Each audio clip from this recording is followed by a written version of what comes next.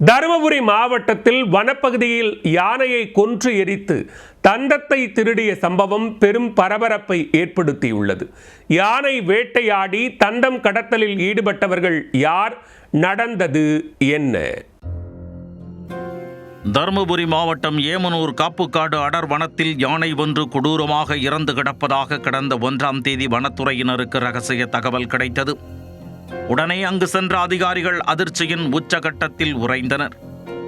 யானையை வேட்டையாடி கொன்ற கும்பல் தந்தத்தை வெட்டி எடுத்துள்ளனர். பின்னர் யானையின் உடலுக்கு தீ வைத்து எரித்துவிட்டு தந்தத்துடன் அங்கிருந்து தப்பித்துள்ளனர். இக்கொடூர குற்றச் சம்பவத்தில் ஈடுபட்டது யார், எங்கிருந்து வந்தவர்கள் என்பது உள்ளிட்ட பல்வேறு கோணங்களில் வனத்துறையினர் விசாரணையை தீவிரப்படுத்தினர். தனிப்படை அமைத்து தேடியதில் ஏமனூர் அருகே காவிரி ஆற்றின் மறுகரையில் உள்ள கொங்கரப்பட்டி பகுதியைச் சேர்ந்த தினேஷ், கோவிந்தப்பாடி புதூரைச் சேர்ந்த செந்தில் ஆகியோருக்கு இந்த சம்பவத்தில் தொடர்பு இருப்பது தெரிய வந்தது.